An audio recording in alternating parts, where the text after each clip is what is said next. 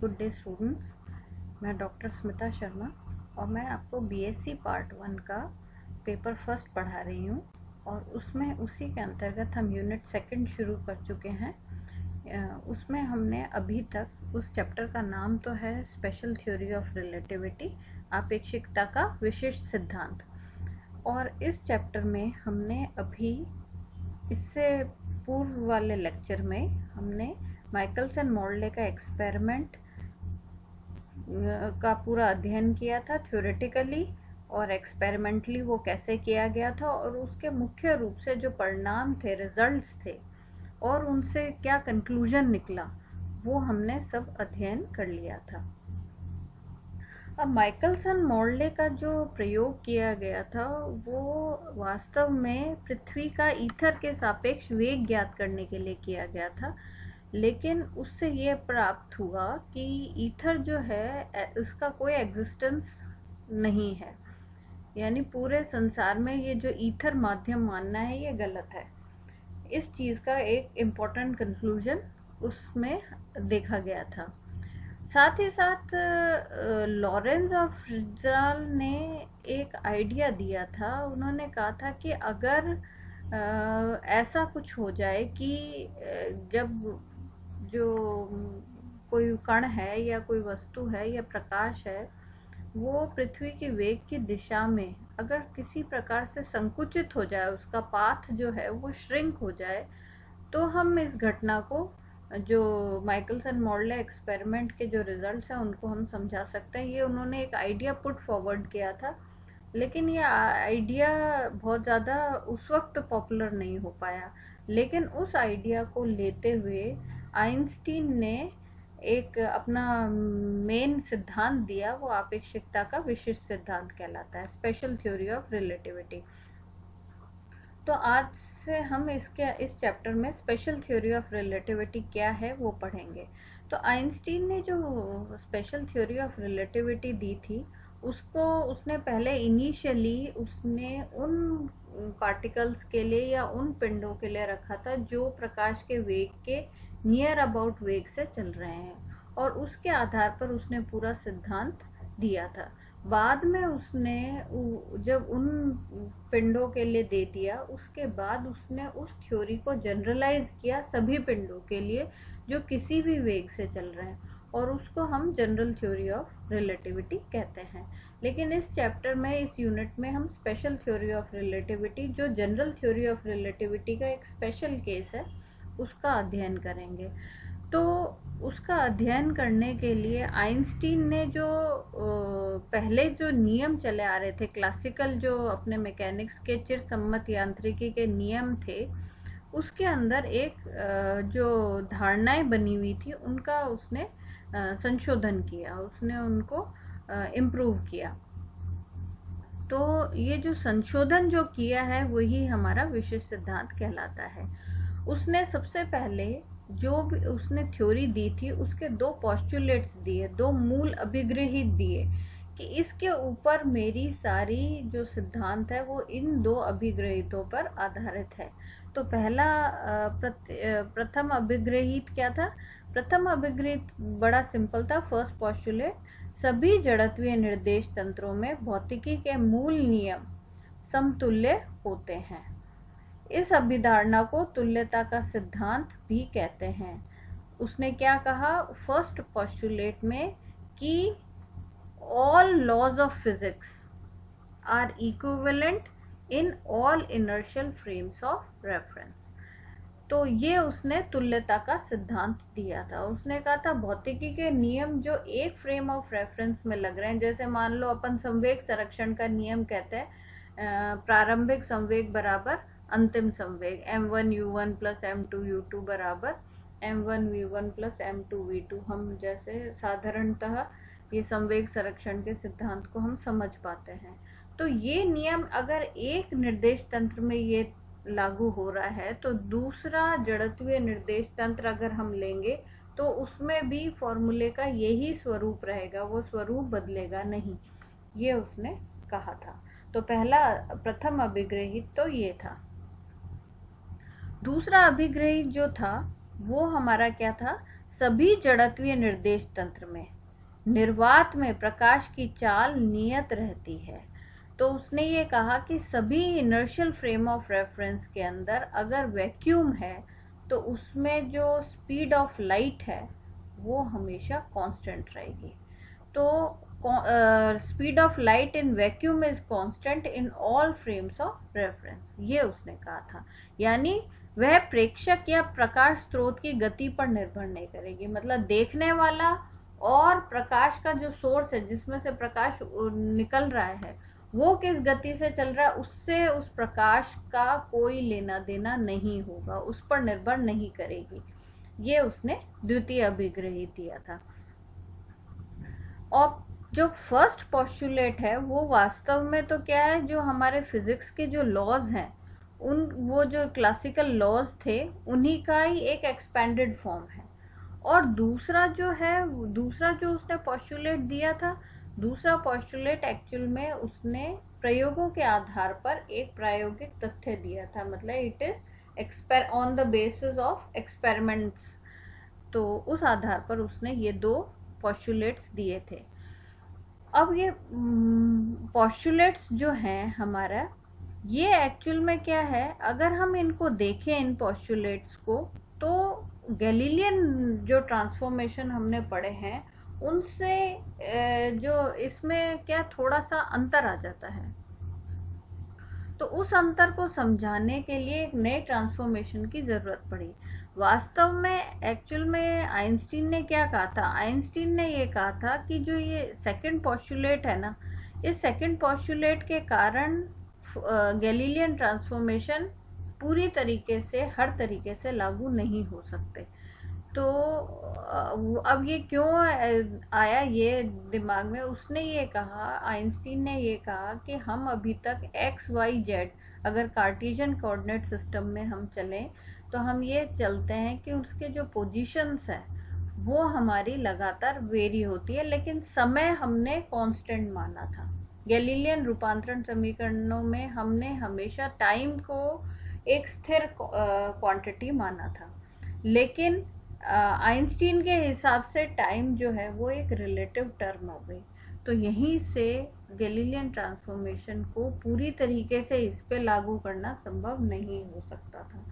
तो अब इसके लिए फिर वापस कई रूपांतरण समीकरणों पर अध्ययन हुआ और लॉरेंस ने ऐसे समीकरण सबसे पहले दिए थे जिन्हें हम लॉरेंस ट्रांसफॉर्मेशन इक्वेशंस या लॉरेंस रूपांतरण समीकरण कहते हैं, जो इसके आपेक्षिकता के विशिष्ट सिद्धांत की पालना करते हैं और एक फ्रेम ऑफ रेफरेंस से दूसरे फ्रेम ऑफ रेफरेंस में क्या रूपांतरण लगाएंगे हम उसको पूर्ण रूप से एक समीकरण ने प्राप्त करी थी। तो हम सबसे पहले ये देखेंगे कि लॉरेंस ट्रांसफॉर्मेशन जो है वो क्या है, कैसे, जैसे हमने गैलीलियन ट्रांसफॉर्मेशन इक्वेशन पढ़ी वैसे ही हम लॉरेंस ट्रांसफॉर्मेशन इक्वेशन पढ़ेंगे और उनको हम देखेंगे क्या किसी विशेष परिस्थिति में गैलीलियन और लॉरेंस ट्रांसफॉर्मेशन एक दूसरे में परिवर्तित हो पाते हैं या नहीं, ये हम उसका देखेंगे। तो हम लॉरेंस ट्रांसफॉर्मेशन पढ़ते हैं। तो लॉरेंस ट्रांसफॉर्मेशन पढ़ने के लिए, क्योंकि देखो ट्रांसफॉर्मेशन इक्वेशंस तभी निकलेंगी जब आपके पास एक पार्टिकल होगा और उसके कोऑर्डिनेट्स आप वन फ्रेम ऑफ रेफरेंस में अध्ययन करेंगे और फिर दूसरे में करेंगे और दोनों के बीच में रिलेशन निकालेंगे। तो इसमें भी आप चित्र में देख सकते हैं S एक फ्रेम ऑफ रेफरेंस है और S' भी एक फ्रेम ऑफ रेफरेंस है। दोनों ही हम जड़त्वीय निर्देश तंत्र ले रहे हैं, दोनों ही इनर्शियल फ्रेम्स हैं। और हमने क्या माना, ये हमने बहुत सरल कर दिया, इसको हम धीरे धीरे कॉम्प्लिकेट कर सकते हैं, लेकिन यहाँ सरलता से समझने के लिए हमने ये मान लिया कि S' जो है वो S के सापेक्ष केवल x दिशा में v वेग से गति कर रहा है। और जब t और t' दोनों 0 होते हैं, मतलब दोनों के जो समय हैं वो हमारे 0 हैं, तो मूल बिंदु दोनों के संपाती होते हैं, O और O' एक दूसरे पर संपाती होते हैं। अब इन्होंने क्या करा है, इन्होंने ये कहा कि हमने जो आइंस्टीन ने जो ये माना, उसने कहा कि टाइम भी कांस्टेंट नहीं हो सकता, टाइम भी बदलेगा। रिलेटिव टर्म है। तो हमने क्या करा, जब ये दोनों के दोनों सोर्स फ्रेम ऑफ रेफरेंस एक दूसरे के ऊपर संपाती थे, यानी जब टाइम 0 था, टी डैश और टी दोनों ही 0 थे, उस वक्त हमने यहाँ पर एक सोर्स ऑफ लाइट रखा हुआ है और उससे एक लाइट इमिट कर दी, उससे एक स्रोत से हमने कोई एक लाइट की एक दीप्त उत्सर्जित कर दी। अब वो दीप्त जो है वो धीरे धीरे गमन करना शुरू करेगी, है ना, और साथ ही साथ ये S dash frame of reference भी चलना शुरू हो जाएगा। तो जब दोनों निर्देश तंत्र के मूल बिंदु संपाती हैं तो उस समय उभयनिष्ठ मूल बिंदु से प्रकाश दीप्त उत्सर्जित होती है, जो समान वेग c से सभी दिशाओं में गोलीय तरंगाग्र के रूप में गति करती है। अब वो कैसे करेगी, वो एक स्फेरिकल वेव फ्रंट के फॉर्म में गति करेगी। ये देखो, यहाँ से कोई दीप्त उत्सर्जित हुई, वो ऐसे ऐसे सर्कल्स में, जैसे पानी में अपन पत्थर डालते हैं तो उसकी वेव्स आपको स्प्रेड होती दिखती है, बिल्कुल वैसे ही प्रकाश की तरंगाग्र भी इसके अंदर स्प्रेड होगी, उसकी भी जो वेव फ्रंट है वो वैसे ही स्फेरिकल रूप में प्रोपोगेट करेगी, और साथ ही साथ आपका ये फ्रेम भी चलना शुरू हो जाएगा। बिंदु O से चलने वाली तरंगाग्र S निर्देश तंत्र में किसी समय t तथा S डैश निर्देश तंत्र t डैश में बिंदु P पर पहुंचता है। अब हम क्या कर रहे हैं, मान लो ये जो तरंगाग्र है ये बढ़ते बढ़ते बढ़ते बढ़ते t समय पश्चात वो यहाँ पर पहुंच गया, P बिंदु पे पहुंच गया, तरंगाग्र का एक बिंदु। अगर हम S फ्रेम ऑफ रेफरेंस में बैठ के उसका टाइम नोट कर रहे हैं तो P पर O से P तक पहुंचने में उसको टाइम लगा स्मॉल t, और अगर हम S dash frame of reference में से बैठ के हम उसका टाइम नोट कर रहे हैं तो हमारे को टाइम मिलता है t डैश। हमने इस फ्रेम ऑफ रेफरेंस में घड़ी लगा ली और इस फ्रेम ऑफ रेफरेंस में लगा ली, और S फ्रेम के सापेक्ष उसके स्थिति सदिश क्या हो गए, x y z हो गए, और S डैश फ्रेम के सापेक्ष हो गए x डैश y डैश और z डैश। तो अगर हम P बिंदु के दोनों फ्रेम ऑफ रेफरेंस में निर्देशांक या कोऑर्डिनेट्स लिखना चाहते हैं तो S फ्रेम में तो क्या हो जाएंगे, x y z t, और S डैश फ्रेम में कितने हो जाएंगे, x dash y dash z dash t dash हो जाएंगे। अब ये हम सबसे पहले क्या निकालेंगे, यहाँ से यहाँ तक पहुँचने में लगा समय कितना है। तो अब देखो, अगर हम S फ्रेम में बैठ के निकालते हैं तो हमारा कितना हो जाएगा, O से P तक का की दूरी बटे उसका वेग, तो OP अपॉन C हो जाएगा। तो हम सबसे पहले प्रकाश बिंदु O से P तक पहुँचने में लगा समय निकाल लेते हैं। तो हमारा समय क्या होगा, t, क्योंकि S फ्रेम में हमने टाइम t माना है तो OP अपॉन C। OP हमारा पोजीशन वेक्टर का डिस्टेंस है, जिसको हम ऐसे लिख सकते हैं x square plus y square plus z square का अंडर रूट अपॉन C। अब इसको स्क्वायरिंग बोथ साइड्स कर लें, स्क्वायरिंग बोथ साइड्स करेंगे तो यहाँ हो जाएगा t स्क्वायर, यहाँ हो जाएगा c स्क्वायर, और ऊपर x square plus y square plus z square हो जाएगा। अब हम इसको क्रॉस मल्टीप्लाई कर लेते हैं तो क्या आ जाएगा, c स्क्वायर t स्क्वायर बराबर x square plus y square plus z square. अगर हम सारी जो टर्म्स हैं उनको एक ही तरफ ले जाएं तो हमारे पास क्या बन जाएगा, x square plus y square plus z square minus c square t square बराबर 0, ये बन गया। तो ये हमारी S फ्रेम ऑफ रेफरेंस के अंदर एक समीकरण बन गई। अब बिल्कुल ऐसे ही हम S डैश फ्रेम में निकालेंगे। तो S डैश फ्रेम में जो O डैश से P तक पहुंचने का जो समय है उसको हमने T डैश माना है। T डैश क्या हो जाएगा, O dash P upon C। O dash P कितना होगा, x dash square plus y dash square plus z dash square का अंडर रूट अपॉन C। इसको भी पूर्व की भांति ही सिंप्लीफाई करेंगे तो आपको समीकरण क्या मिल जाएगी, x dash square plus y dash square plus z dash square minus c square t dash square बराबर 0। तो आपके पास एक तो 2 नंबर इक्वेशन आ गई, एक 4 नंबर इक्वेशन आ गई। अब अगर हम समीकरण 1 और 3 को ही देखें तो हमें मालूम है, इसमें देखने में ही हमें पता चल रहा है कि t और t डैश के मान समान नहीं है। तो इसका मतलब ये हो गया कि गैलीलियन रूपांतरण की तरह लॉरेंज रूपांतरण में समय कांस्टेंट नहीं रहता, बल्कि यह निर्देश तंत्र की गति पर निर्भर करता है। वो कैसे चल रहा है उस पर निर्भर करता है।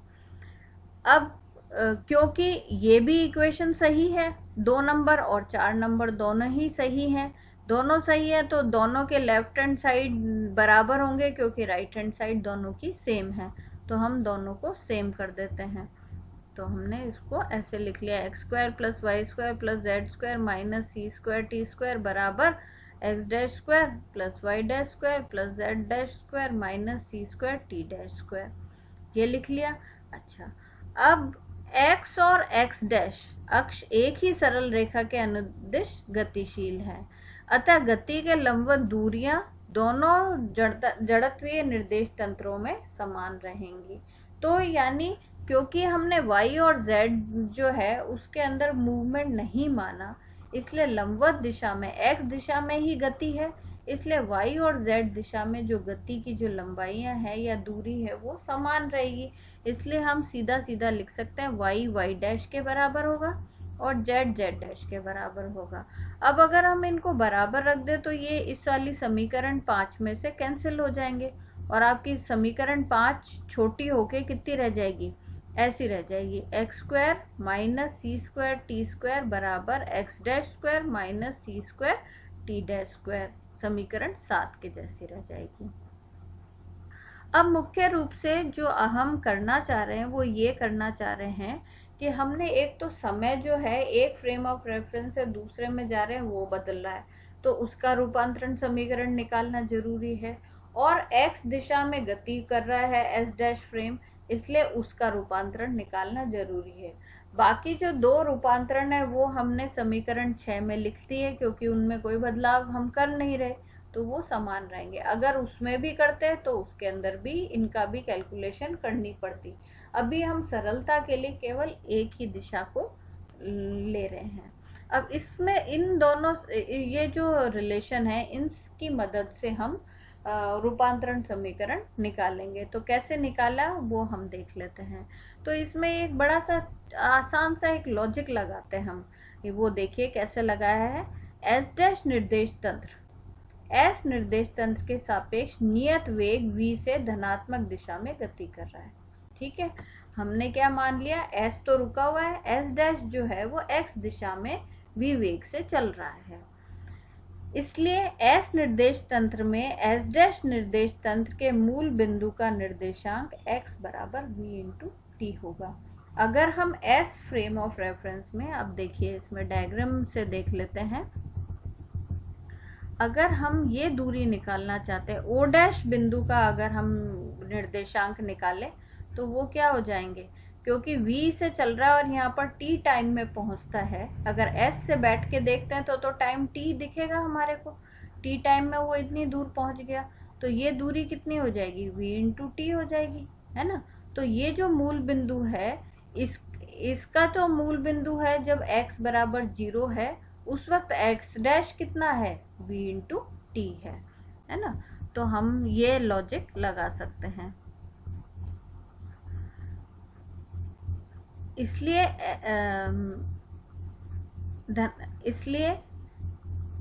S निर्देश तंत्र में S डैश निर्देश तंत्र के मूल बिंदु का निर्देशांक x बराबर vt होगा। इस समय S डैश निर्देश तंत्र में O डैश का निर्देशांक x डैश बराबर 0 होगा। अब देखो, अगर हम S dash frame of reference में बैठ के मूल बिंदु का निर्देशांक निकालें तो उसका मान कितना होगा, 0 होगा, है ना। मूल बिंदु तो हमेशा 0 ही लेता है, तो x डैश, उसमें तो x डैश का मान 0 हो जाएगा। लेकिन अगर हम S फ्रेम ऑफ रेफरेंस में देखें तो क्या हो जाएगा उसका, x माइनस वी टी। इसके हिसाब से अगर हम निकालते हैं x बराबर वी टी, तो इसके आधार पर क्या हो जाएगा, x माइनस वी टी बराबर 0 हो जाएगा। तो अब आपका इसका मतलब पर ये जो चीज है और ये जो चीज है ये दोनों एक ही चीज को रिप्रेजेंट कर रही है, दोनों ही S डैश के मूल बिंदु को रिप्रेजेंट कर रही है। तो इन दोनों के बीच में कोई लीनियर रिलेशन होगा, क्योंकि दोनों एक ही चीज है, अलग अलग जगह से हम देख रहे हैं, इसलिए आपको अलग अलग रिलेशन तो बदलाव जो भी होगा वो समान ही होगा, तो इनके बीच में कोई रेखीय संबंध जरूर होगा। तो हम उसको प्रोपोर्शनल लिख देते हैं। एक्स डैश जो है वो एक्स माइनस वी टी के प्रोपोर्शनल है, जैसे ये बदलेगा वैसे ये बदलेगा। इस प्रोपोर्शनल साइन को हटाने के लिए हम एक के लगा देते हैं, तो आपका ये के आ गया। अब बिल्कुल ऐसे ही हम दूसरा लॉजिक देते हैं, एस डैश में बैठ जाए। एस डैश में बैठ के हम एस फ्रेम ऑफ रेफरेंस के मूल बिंदु को देखें, तो हम क्या देखेंगे, एस में अगर बैठे हुए देखेंगे तब तो एक्स बराबर 0 दिखेगा, लेकिन एस डैश में से बैठ के देखेंगे तो एक्स क्या दिखेगा, माइनस वी टी दिखेगा हमें, है ना। तो एक्स डैश के आधार पर तो माइनस वी टी डैश हो जाएगा, और वैसे हम देखेंगे तो x बराबर 0 हो जाएगा। तो यानी x बराबर 0 हो या x डैश बराबर माइनस वी टी डैश, दोनों एक ही मूल बिंदु को शो कर रहे हैं। तो इस कारण से इन दोनों में भी रिलेशन होगा, x is proportional to x dash plus v t dash, ये हो जाएगा। इसका भी प्रोपोर्शनल साइन हटाने के लिए हम एक k डैश से मल्टीप्लाई कर देंगे। तो हमने यहाँ पर समीकरण 8 और 9 ये समझना आपके लिए बहुत ज़्यादा ज़रूरी है। मैं वापस से बता देती हूँ, इसके अंदर क्या करा हमने, पहले हम यहाँ पर बैठे हुए हैं, एस फ्रेम में बैठे हुए हैं कहीं भी, और हम क्या देख रहे हैं, इस ओ डैश बिंदु को देख रहे हैं। तो ओ डैश बिंदु को हमारे को एस फ्रेम से अगर हम इसको नापते हैं तो इसके कोऑर्डिनेट्स क्या बन जाएंगे, इसके कोऑर्डिनेट्स बन जाएंगे v इंटू टी, एक्स बराबर v इंटू टी, है ना। अच्छा, अब हम इसी बिंदु को इसी S dash frame of reference में बैठ के देखते हैं, तो हमें वो क्या दिखेगा, एक्स डैश बराबर 0। अब हम ये जो है, ये जो ओ डैश है, इसी को तो देख रहे थे एक्स बराबर वी टी, तो हम इसको कैसे लिख सकते हैं, एक्स बराबर वी टी को, वी टी को एक साइड ले जाएं तो x माइनस वी टी बराबर 0। तो अब हमने क्या करा, x माइनस वी टी बराबर 0 और x डैश बराबर 0 दोनों एक ही चीज को इंगित कर रहे हैं, इसलिए इन दोनों के बीच में कोई संबंध होना चाहिए और वो लीनियर होना चाहिए, रेखीय होना चाहिए। क्यों, क्योंकि दोनों एक ही चीज है, एक बढ़ेगा तो दूसरा भी बढ़ेगा, एक घटेगा तो दूसरा भी घटेगा। अब दूसरी चीज हमने क्या करा, अब हमने क्या करा, एस डैश फ्रेम में बैठ गए। एस डैश फ्रेम में से बैठ के हमने इसको देखा, तो हमें ये कैसा दिखाई देगा। अब एस डैश फ्रेम में हम नापेंगे, वो कुछ भी एक्स डैश के रूप में नपेगा और टी डैश के रूप में नपेगा, और हमारे को उसका वेग क्या दिखेगा, माइनस वी दिखेगा, क्योंकि ये पीछे छूट रहा है। तो इसका निर्देशांक इसके अंदर बैठ के देखने पे कैसा दिखेगा, एक्स डैश बराबर वी टी डैश दिखेगा, माइनस वी टी डैश दिखेगा। अगर हम इसको एक तरफ ले जाएं तो x dash plus v t dash बराबर 0 हो गया। अब अगर हम एस फ्रेम ऑफ रेफरेंस में ही बैठ के इसको देखें तो ये क्या होगा, x बराबर 0 होगा। अब x बराबर 0 कह लो, चाहे x dash plus v t dash बराबर 0 कह लो, बात एक ही है, दोनों में संबंध होना चाहिए, तो हम प्रोपोर्शनल साइन करें।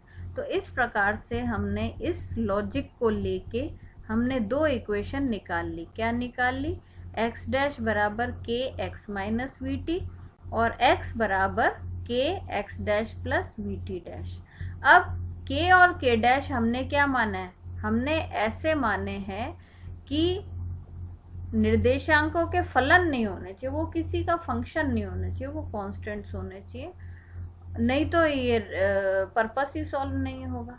अब हमारे पास क्या आ गया, हमारे पास एक रिलेशन आ गई जो x डैश और t और x के बीच में संबंध बता रही है, और x डैश और t डैश के बीच में संबंध बता रही है। ये दो समीकरणें 8 और 9 आपके पास आ गई। लेकिन इसमें दिक्कत क्या है, इसमें दिक्कत ये है कि हमने जो k और k डैश माना है, इनके मान हमें नहीं पता। तो अब हमारा अगला स्टेप क्या होगा, हमारा अगला स्टेप होगा k और k डैश का मान पहले ज्ञात करना। जैसे ही ये मान ज्ञात हो जाएगा वैसे ही हमारे को ये निर्देशांकों के रिलेशन मिल जाएंगे। तो अब ये नेक्स्ट हम लेक्चर में करेंगे। आज आप इन दोनों समीकरण 8 और 9 को अच्छे से समझ लें और दोबारा एक बार मैं वापस से कल वापस एक बार कर बता दूंगी और फिर हम इसको आगे डिराइव करेंगे। आज इतना ही करेंगे। धन्यवाद।